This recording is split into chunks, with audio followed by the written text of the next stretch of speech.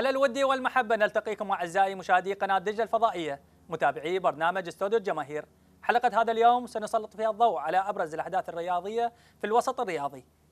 راح نبدأها من اجتماع للهيئة العامة اللي عقدها الاتحاد العراقي المركزي لكرة القدم بحضور 51 عضو من بين 54. المفرح بهذا الاجتماع أنه هناك زيادة بعدد اللاعبين الدوليين السابقين ممثلي الأندية، حيث انضم الكابتن حمزة هادي ممثلا عن نادي القوى الجوية، وأيضا الكابتن يونس محمود ممثلا عن نادي الطلبة، إضافة إلى الكابتن شرار حيدر وأيضا الكابتن نعيم صدام. عدستنا كانت متواجدة وخرجنا لكم باللقطات واللقاءات التالية في تغطية موسعة. خليكم ويانا.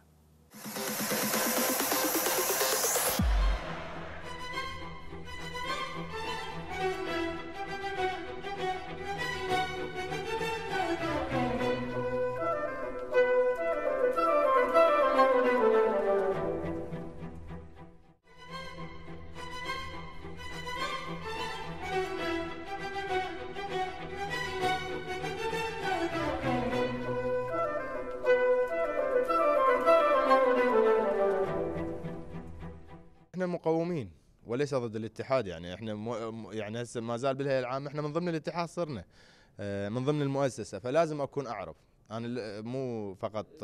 كابتن يوسف، ثمة من يقول انه الهيئه العامه والجمعيه العموميه مغيبه، مهمشه، ضعيفه. لا مو مغيبه، بالعكس ناس محترمين اكاديميين، ناس لاعبين، اعتقد عندهم الخبره الكافيه، لكن اعتقد يحتاج لهم فقط الدعم لهم انه يتجهون بهذا الاتجاه. لان انا اليوم حتى من تكلمت، شوف ما ادري صورتوها لو لا، انا قلت لهم المشكله انتم كل شيء حكيتوا وما حكيتوا النقطه الاساسيه اللي هو منتخب العراق، اللي هو اهم بالمؤسسه اللي احنا بيها.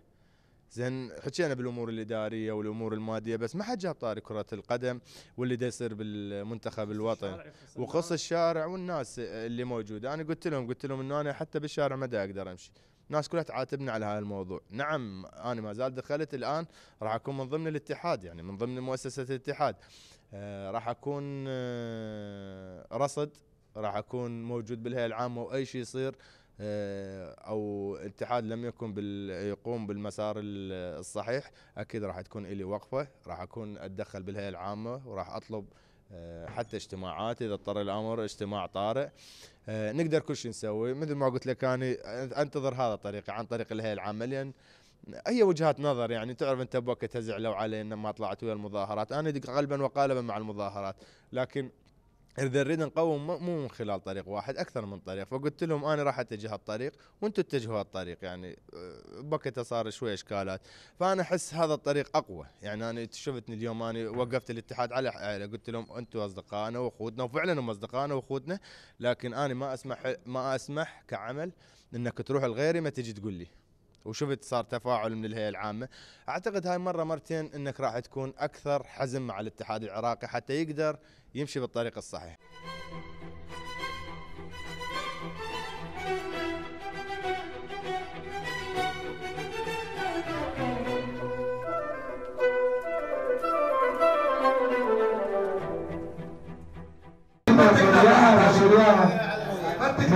لا انا وجهي، انا من المصلحه العامه. شوف انت تعرفني زين انا بالنسبه لي يمكن اعضاء الاتحاد كلهم يعرفوني، بعض الهيئه العامه اللي كانوا يجون ويا المنتخبات. احنا مركز بيتك، انت منتخب العراق، والعراق كله من اكبر واحد لاصغر واحد انا اعرفهم هم يحبون المنتخب العراقي. يعني رجاء لا حد يستخف بهالموضوع، الناس تبكي دم. رجاء يعني هذا الموضوع يحتاج يا يونس يا حبيبي، اعتبر بانه هذا مو مناقشه، ما موجود. انا بالنسبه للعمل لا شكرا، بعدين تعالوا احنا نناقش وياكم بالاتحاد. انا قعدت اكثر من مره وياكم وقلت لكم اكو هذا الطريق وبالاخير صارت التفاتات. اسمح لي، خلي غير الناس تعرف هي عامه، تعرف غير التفاتات. انا بالنسبه لي ما اسمح لاي واحد كمؤسسه الي انك تصير بها تدخلات. انا بالنسبه لي بدي اقول لك انت صح، ولا انت تعرفني جد احبك، وانت انسان شفاف، وحتى جماعه الاتحاد الناس ما عندي وياهم شيء، يعني ناس طيبين، بس ما خاب من استشار. بس انت من تروح لغيري معناته انت تقلل من قيمتي كهيئه عامه. انا انت المؤسسه مالتي، انا من مدير وزاره الشباب الله راح اتحمل بالاولمبيه تنتبع الوياه، ما مدير بيهم. اسمع لي، وزير الشباب 4 سنوات باكر يروح. الاولمبيه ايضا نفس الشيء، بس انا ابقى كمؤسسه انه لازم تنطي فضل اكثر للهيئه العامه بالنسبه من ناحيه المنتخبات، يعني خاصه المنتخب العراقي. هذا غلط. كابتن حبيبي شكرا على مداخلتك. اول شيء انا قضيه المدرب في كل العالم هو اكو لجان متخصصه، لجنه المنتخبات، اكو لجنه الخبراء، اكو هم يرفعون الى مكتب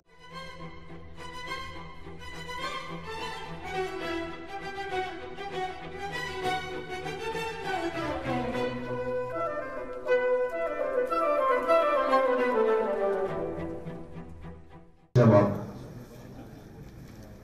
لا حد يزعل مني، لا حد يزعل مني يا انا اناقش اي شخص ما اقبل. انا على نفسي اي شخص يتدخل بشؤون المنتخب غير هي عامه اذا يتصل اذا اي شيء. انا فقط التعب بنطلب من معالي وزير الشباب هو كمتواجد وانا امام عامه اني لانه خليتها امام المسؤوليه. ثلاثة اجتماع مكتب التنفيذي وبعثت له كتاب، وايضا عمل كابتن رائد عمودي واللجنه الاوروبيه بتحمل رواتب او عقد المدرب الاجنبي، لانه ما اقدر. هذا طلبات الشارع الرياضي والاعلام، وانتم اكثريه مع التعاقد مع مدرب الاجنبي. انا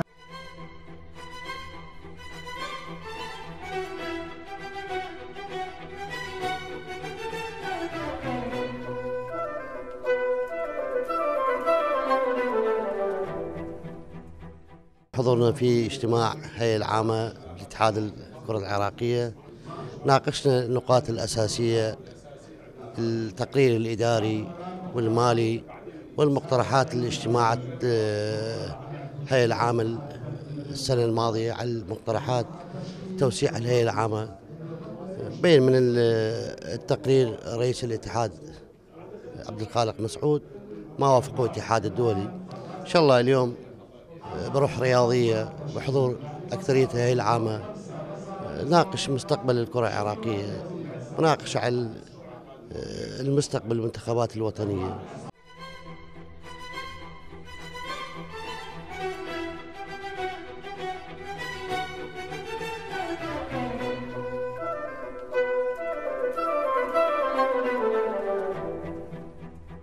الاجتماع الدوري لاتحاد كرة القدم بعد مرور أكثر من سنة و4 أشهر.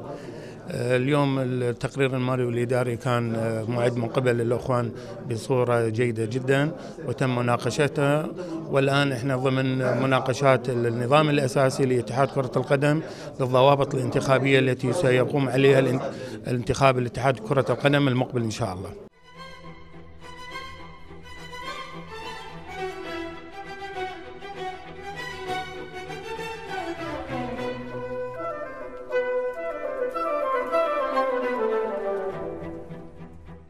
الاجتماع كان ناجح بكل مضامينه. هناك مناقشة كبيرة من قبل أعضاء الهيئة العامة لكل الفقرات اللي واردة بالتقرير الإداري والمالي، والحمد لله والشكر أنه كل صغيرة وكبيرة تم الاستفسار عليها. لذلك يعني أقول أنا هذه عملية التواصل بين الاتحاد وبين الهيئة العامة مهم جدا. لذلك كثير من الأمور، النظام الأساسي، التقرير المالي، وضع المنتخب الوطني، كثير من الأمور تم مناقشتها في هذا المؤتمر، وبالتالي صارت قناعة كاملة، والدليل على أنه اكو نقاشات كبيرة. يعني خلاف ما تم كان مطروح سابقا بأنه الهيئة العامة ما عندها اطلاع على النظام الأساسي، ما عندها اطلاع على التقرير الإداري والمالي. اليوم شفتوا حضراتكم كنتوا حاضرين مناقشة كبيرة في مواضيع جدا كبيرة، وبالتالي هناك ممكن جزء من الفقرات راح يصير بها تعديل، فقرات أخرى كثيرة تم تعضيدها وتم الموافقة عليها. لذلك أنا أعتقد أنه اليوم المؤتمر ناجح بكل تفاصيله.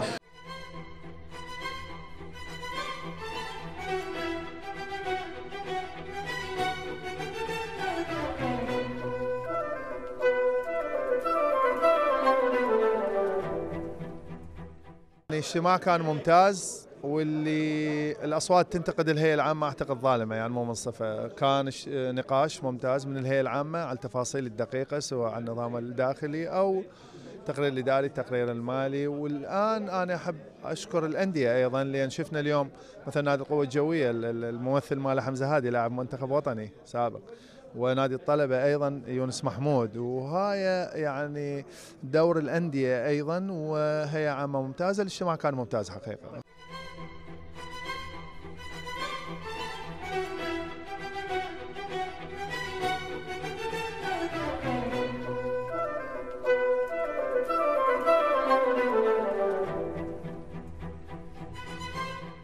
هذه مسؤوليتنا، مسؤولية الكل، أن كيف تعمل لكي يكون عندنا نظام أساسي للاتحاد يرتقي إلى مصاف النظم الأخرى الموجودة في الدول المتقدمة، وهذا كله من شأنه أن يطور كرة القدم العراقية. كان عندك اعتراض شديد على الأمور المالية، كيف تعلق؟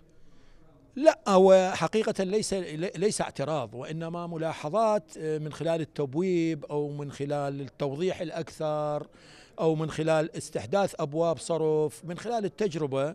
وأعتقد الأخوان في حسابات الاتحاد الأمين المالي ومدير الحسابات استجابوا لكثير من الملاحظات اللي أبديناها قبل المؤتمر، والآن حقيقة كانت ملاحظات أخرى الهدف من عندها هو ليس الاعتراض، لأنه أنا ثقتي كاملة في يعني حسابات السيد الأمين المالي مدير الحسابات أو الشعبة الحسابية بالاتحاد من خلال عملي معاهم في الفترة السابقة من 2003 إلى 2014، فأؤمن بقدرتهم وشفافيتهم، لكن يجب أن نتطور ويجب أن نذهب إلى ما عليه العالم، ويجب أن نصحح الأخطاء. هذا القصد، وليس الاعتراض على صحة أو خطأ، وإنما الاعتراض في بعض الأحيان على التبويب، الاعتراض مثلا على أن تكون هذه المادة أو هذا الصرف في هذا الجانب وذاك الجانب، يجب أن تعالج هذه النقطة بهذا الأسلوب وليس وهكذا يعني. وأعتقد هذه الخبرات المتراكمة أن يصير تبادل خبرات، راح نوصل إلى الحل الأمثل لكي يكون عندنا اتحاد زين.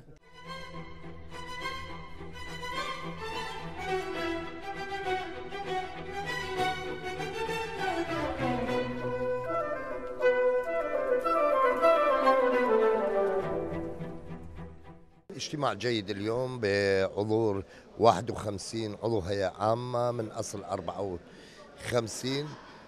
كنت أتمنى 54 شخص يحضر، ولكن هو ممثل اللاعبين القدامى كابتن أحمد راضي، وممثل المدربين كابتن ناظر شاكر، وما أدري والله ممثل واحد لك ما كان حاضرة، ممثل الخطوط ما كان حاضرة. هاي 3 ممثلين. كنت أتمنى 24. اليوم مناقشات جيدة، وافقوا على تقرير الإداري والمالي وأيضا على نظام الأساسي لاتحاد كرة القدم، وكان أيضا مناقشاتهم مفيدة.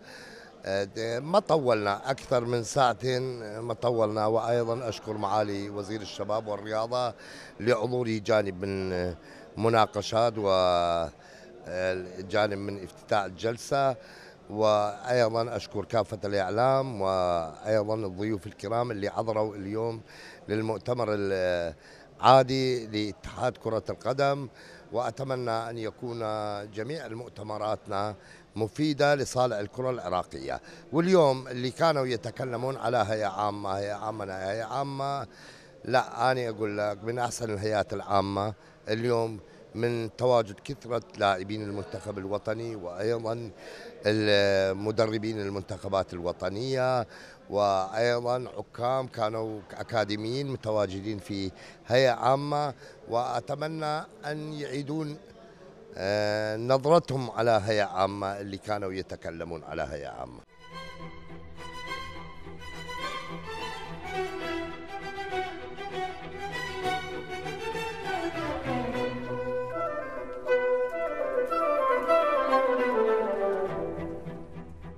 الاتحاد العراقي لكرة القدم من الضروريات بالنسبة إلى عمله هو عقد اجتماعات الهيئة العامة السنوية.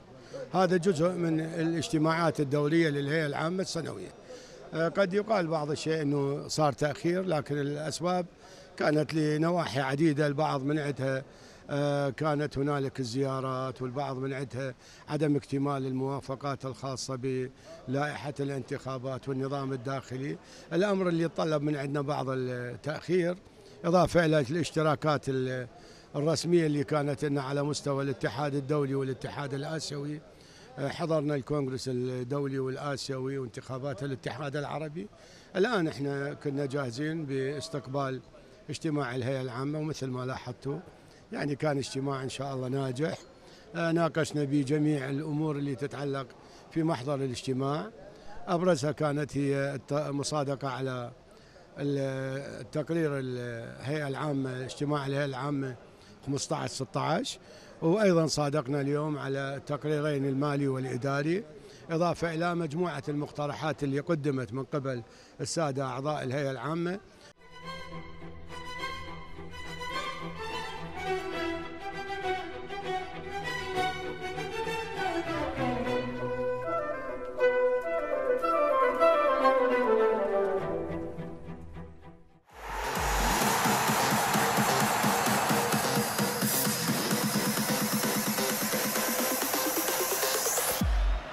وعلى صعيد آخر، الإصلاحات اللي قدمها المتظاهرين إلى اتحاد كرة القدم ومدى الاستجابة وتطبيقها في المرحلة المقبلة. بهذا الشأن أخذنا رأي إعلامي وفني، خلينا نشوف شنو اللي قالوا. اتصور يعني التمادي في عمليه انه استمرار بالمظاهرات وتفعيلها، وبالتالي حتى البعض يروج الى عمليه اقتحام مقر الاتحاد وفرض الاستقاله بالقوه. هذا امر مرفوض جدا يعني بصراحه، ما يوحي الى عمليه يعني مثقفه للتغيير، فبالتالي يقودنا الى كوارث تحل بالكره العراقيه. صار راح ندفع ثمنها الكره العراقيه وليس المتظاهرين. المتظاهرين قد يكونون بهذه الصوره ناس نفعيين يبحثون عن مصالح شخصيه، فبالتالي تفقد المظاهرات نزاهه. الخطوه الاخيره شلون نشوفها؟ اصور الخطوه الاخيره ايجابيه جدا. اصور هي هاي الخطوه اللي ممكن ان تفضي الى حلول متى ما وجدنا مساحه للحوار النموذجي، وبخلاف ذلك اصور الكره العراقيه تدفع الثمن بعيدا عن الاشخاص. انا اقول من وجهه نظري يعني هي تظاهره في كل العالم، يعني وجدت ما دام هنالك اكو تظاهر يعني هنالك مشكله كبيره يعني، وهذا حق مشروع. بالتاكيد يعني تظاهرات شوف بالعالم يعني حلت مشاكل كبيره. هنالك رؤساء دول سقطت في ظل التظاهرات. اذا كانت تظاهر هنا بالعراق يعني على الاتحاد العراقي، يعني هنالك عمل خاطئ، هنالك يجب ان يكون تصحيح، لكن يجب ان تصل الى حل، اما جلوس او تنفيذ مطالبهم. يعني احنا ننتظر ما بعد الجلسه هذه نشوف شنو اللي راح يصير، هل تطبق هذه النقاط 13 او 16 نقطه اللي قدمها المتظاهرين. فبالتاكيد يعني راح ننتظر الايام القادمه، سوف يعني راح نشوف كثير من الامور، يعني تتضح كثير من الامور ان كانت هنالك صح. عموما يعني اعتقد يعني يجب اما ان تستمر وتصل الى حد ممكن ان تصل الى عقوبات الى كرتنا العراقيه، واما الحل. فبالتاكيد الجميع مع الحل، وان كان هذا الجلوس ياتي بالحل الى الكره العراقيه فاهلا وسهلا.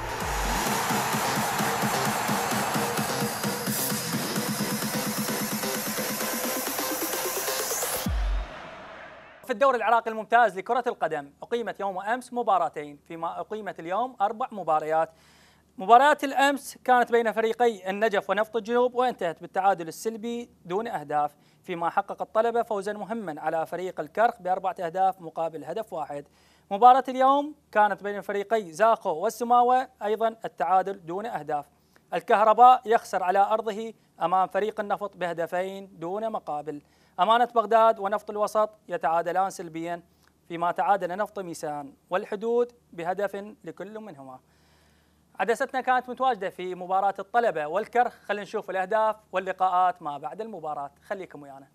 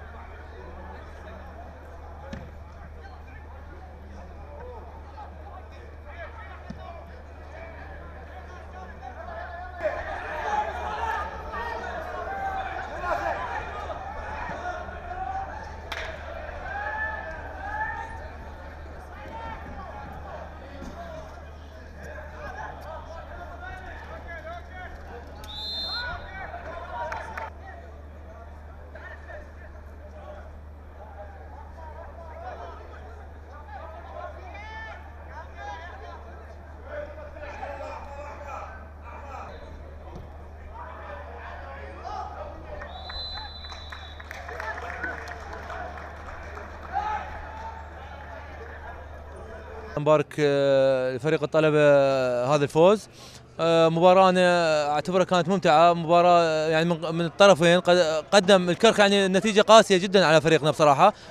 يمكن الفرص اللي سنحت لنا يمكن أكثر من الفرص اللي سنحت لفريق الطلبة، بالإضافة إلى يعني اكو فد نقاط احنا ما نريد نقول الحكم لكن المهم نقول قدر الله ما شاء فعل.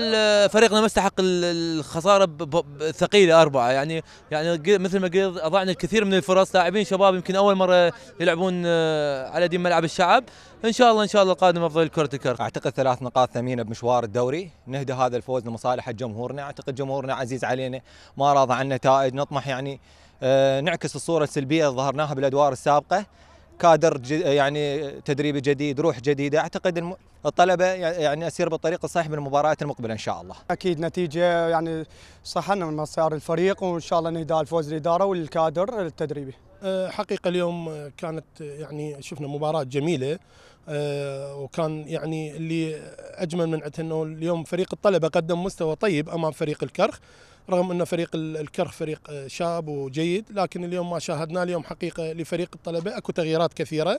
الكادر التدريبي المكون من الكابتن حبيب جعفر وحيدر محمد يعني أعطوا بعض التوجيهات الصحيحة داخل الملعب، لكن اليوم الحمد لله والشكر يعني شاهدنا اللاعبين طبقوا ما طلب منهم المدرب هذا اليوم.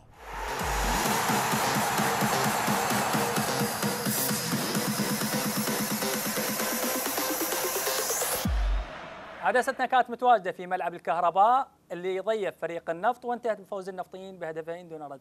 خلينا نشوف لقاءات ما بعد المباراة وبعض اللقطات. خليكم ويانا وراجع لكم.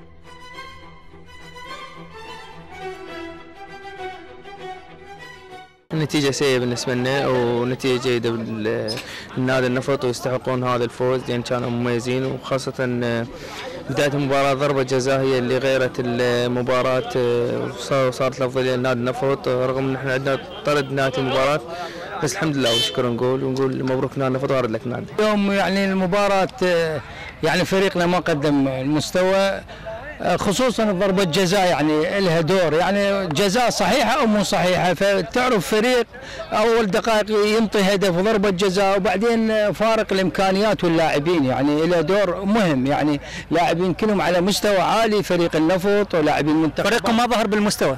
اكيد اليوم فريق مقدم المستوى اللي وهاي لاعبين، هاي امكانيات لاعبين يعني تعرف اللاعب ايش قد ما تدرب، وهاي هو اللاعب هو بالتالي هو اللي ينجح المدرب وينجح الاداره داخل الملعب. اليوم فريقنا ما قدم مستوى، والضربه الجزاء اول دقيقتين هي عكست مستوى الفريق واثرت سلبيا كان على فريقنا.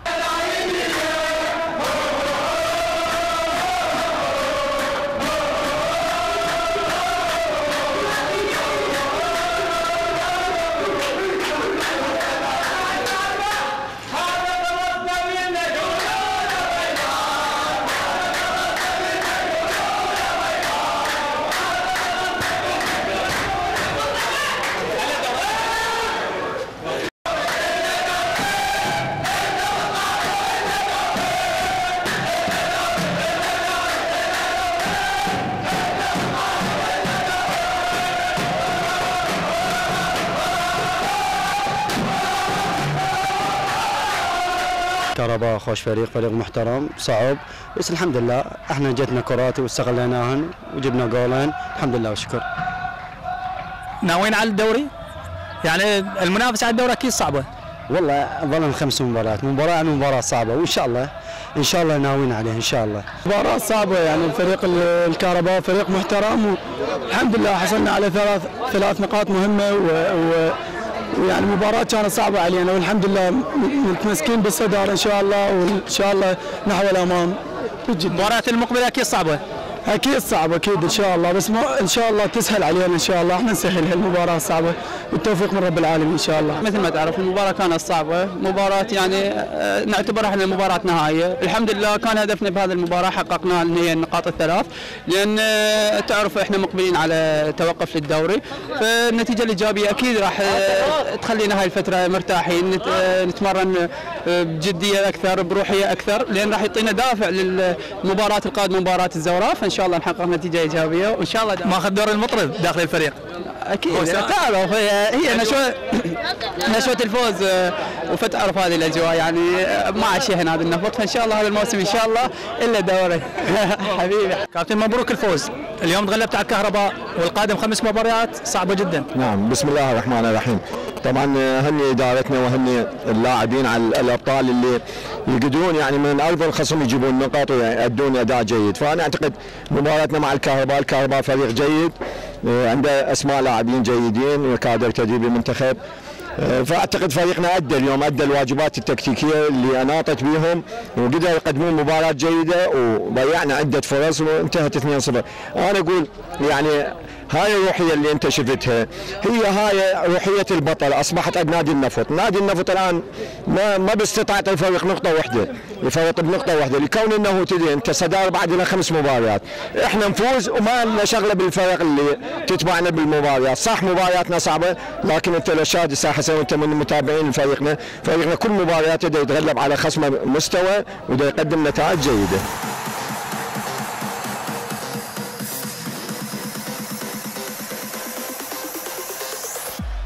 هذا الدور شهد تأجيل مباراتين لفريقي الزوراء والقوة الجوية. تأثير التأجيلات على المسابقة فنيا وإداريا وعلى إدارة الأندية، خلينا نشوف استطلاع للفنيين والمختصين بهذا الشأن وراجع لكم. أعتقد عملية تأجيل المباريات المتضرر الوحيد هو نادي القوة الجوية الرياضي، لأن بدليل يعني كان مقرر أن باشر غدا الاثنين أن يلعب مع فريق الزوراء، الآن المباراة تأجلت، الآن تبلغنا أن نلعب يوم الأربعاء مباراة مع فريق الشرطة، ولحد الآن المباراة ما محسومة، مع العلم احنا عندنا مباراة بطولة نصف الاتحاد الآسيوي مع فريق الزوراء في أربيل، فالوحيد الفريق اللي متضرر تعرف كثرة السفر، إرهاق اللاعبين، الجو، فأنا بهيك حالة أعتقد حتى الدوري بشهر الثامن ما حينتهي، يمكن حيسحب على الدور التاسع، يعني بدل فريق قوة الجوية عنده 6 لعبات، شو وقت يريد يلعبها؟ التأجيلات هي راح ما تكون في صالح الإدارات الأندية أو فرق المتسابقة، تعرف الدوري العراقي دوري طويل، دوري متعب، احنا كل ما نخلص من وقت يكون هو أحسن، الإدارات راح تتحمل نفقات رواتب و مصروفات أخرى، التأجيل لم يكن في مصلحة لا الأمور الفنية ولا الأمور الإدارية. تعرف الأمور الفنية أن فريق راح يبتعد عن المنافسة وعن الروح، والتأجيل تعرف اللاعبين مطالبين كإدارات أندية مطالبين بدفع رواتب ومستحقاتهم الأخرى. أجد أن هنالك عيب كبير في لجنة المسابقات التابعة لاتحاد كرة القدم العراقي، وهي كثرة التأجيلات وتغيير مواعيد المباريات. هذا يجب أن يعرفه الأخوة في الاتحاد، وبالذات الأستاذ رئيس لجنة المسابقات، لأن المسابقات تعتمد على الإعداد البدني والفني للفريق، وعندما تكون المباراة في يوم معين يتصاعد المدرب وأداء الجانب التدريبي إلى مستوى معين، ثم يهبط هذا المستوى من أجل الدخول للمنافسة. فإذا ما اعتمد هذا الرأي وما اعتمدت قضية الكفاءة التدريبية أو الوقت التدريبي الكافي، سنجد أن مستوى الفريق ومستوى اللاعبين سيتذبذب. وبهذا أجد أن بعض الفرق تذبذب مستواها وخسرت بعض المباريات بسبب عمليات التأجيل التي يجب على الاتحاد أن يقضي عليها وأن يتجاوزها في الموسم القادم. لازم نبتعد عن التأجيلات حتى نكمل هذا الدوري بأي صورة بأي شكل من الأشكال. نحاول نقلل التأجيلات قدر الإمكان. تحاول بعض الأندية أن تضحي بعض الشيء، يعني لا تنظر لمصلحتها الخاصة على حساب كل الأندية، لأنه اليوم المتضرر الأكبر هو كرة القدم العراقية وجمالية الدوري العراقي. فبالتالي علينا أنه نضع حد لهذه التأجيلات، ويجب أن تكون مواعيد ثابتة على الأقل للمباريات المتبقية، لأن المباريات المتبقية هي مباراة حاسمة جدا تقرر مصير ترتيب الفرق بنهاية الدوري، وبالتالي علينا أن نحدد مواقيت ثابتة، لا أنه لحد الآن احنا ما نعرف متى ينتهي الدوري، متى مبارياتنا القادمة، وبالتالي هي هاي الصعوبة.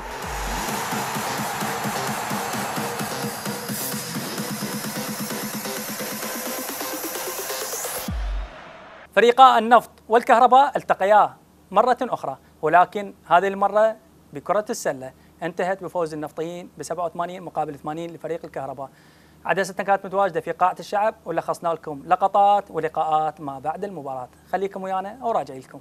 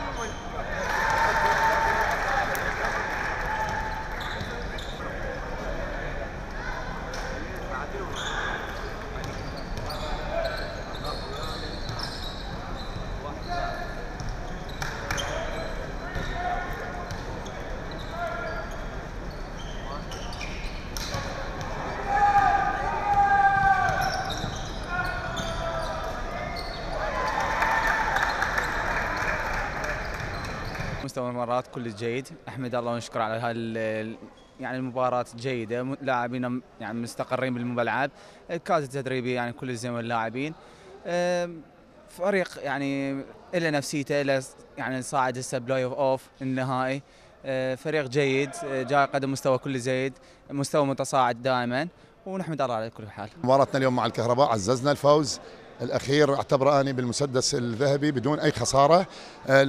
مباراتنا رح نلاقي المباراة النهائية اعتبرها مع فريق الشرطة يوم الثلاثاء، إن شاء الله مباراتنا مع الشرطة رح تكون مباراة مهمة جدا، إذا حققنا الفوز رح نكون 4 انتصارات، تبقى مباراة واحدة ونكسب إن شاء الله درع الدوري. فريقنا مستمر بالتصاعد الحمد لله وشكر، ما صار عندنا أي إخفاق، ما صار عندنا أي خسارة، رح نبقى مستمرين على هذا المبدأ إن شاء الله ونحقق الفوز مع فريق الشرطة. أخذنا المركز الرابع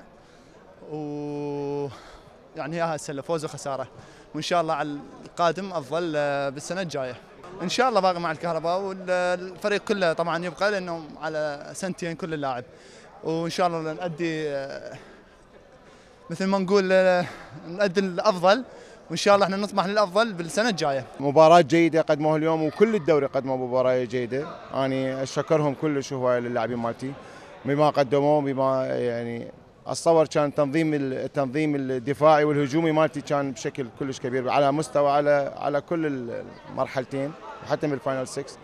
كل اللعبات اللي خسرناها فرق نقطه و3 نقاط، يعني اللي كانت بيها حساسيه، يعني كانت بيها كان دافع نوصل المباراه النهائيه يقدمون. اللاعب الاجنبي الثاني مالتي مو بمستوى اللاعبين الاجانب، يعني اللاعبين الاجانب اللي ينافسون على البطوله مثلا الشرطه، حقيقه اقولها يعني اختيارنا كان انا اتحمل جزء كبير من اختيار اللاعب الاجنبي.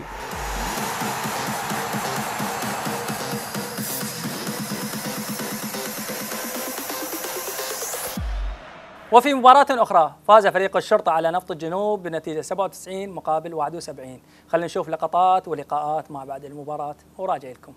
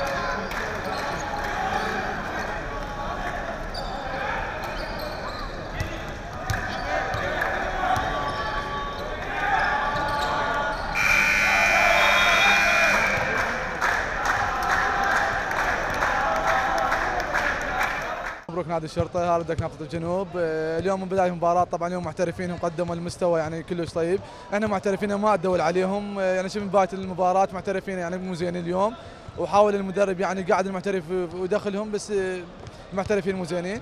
الحمد لله والشكر يا رياض، فوز الخساره احنا ادينا اللي علينا وان شاء الله القادم افضل. الفريق يعني اليوم فارق كبير يمكن مثل ما تشوفون، احنا بالنسبه لنا هاي كلها استعدادات المباراه النفط، احنا مباراه النفط هي المهمه. اعتقد فريقنا الان دا يمشي بالسكه الصحيحه اللي راسميها، والتوفيق للجميع وان شاء الله. اعتقد يعني فريقنا هو مؤهل ياخذ الدوري هذا الموسم ان شاء الله. الحقيقه المباراه يعني مثل ما تشوفون اخذناها فارق نقط كبير، وهذا بالجهد اللي حاصل بالتدريب وبتغيير المدرب الجديد والسيستم الجديد ان شاء الله، وهذا ان شاء الله راح يطورنا ونشتغل احسن بالفاينل اللي راح نلعبه ويا نادي النفط. والحقيقه هاي المباريات هي كلها تحصيل حاصل، وان شاء الله بالفاينل راح نعوض الخسارات القديمه اللي خسرناها. جميع المباريات اللي لعبناها تقريبا هي مباريات تدريبيه لاجل استعداد الى مباراه النهائيه مع النفط. مثل ما يعرف الكل انه نحن بالمركز الثاني والنفط بالمركز الاول. المباراه النهائيه بيننا وبين النفط هي مقرره من 4-5 ادوار، لان انفرزت الفرق وانفرز الفريقين اللي يلعبون المباراه النهائيه، لكن النفط متقدم على فريق نادي الشرطه 3-0، وعلى الفريق الفائز بالدوري يعني يفوز 5-0 5 مباريات، فهم يعني قريبين من الفوز باللقب بمباراتين ونحن ب5 مباريات. المباراة الجاية إذا فزنا فيها والله وفقنا، وهذا ما نطمح إليه، إنه نفوز بالمباراة لكي تكون النتيجة أقرب 3-1. من يكون 3-1 وتلعب المباراة النهائية هناك مجال أو فسحة من الطموح والأمل إنه تنافس على اللقب ولو أنت متأخر بخسارتين. وإن شاء الله هو التوفيق من الله، وإن شاء الله فريقنا جاي يتقدم من مباراة لأخرى. يعني أنا استلمت الفريق وهو متأخر، استلمت الفريق وهو يعني ينقص العديد من الأشياء.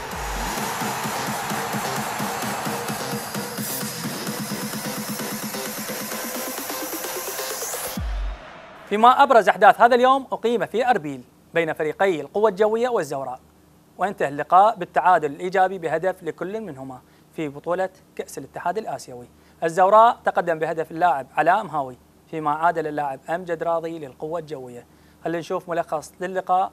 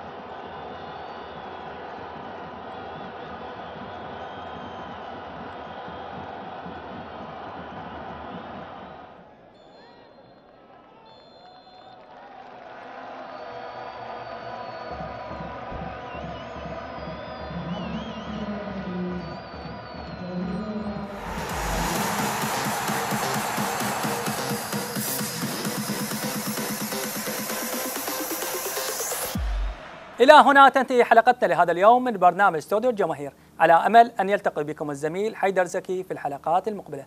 تحياتي تحيات جميع الفريق العمل، إلى اللقاء.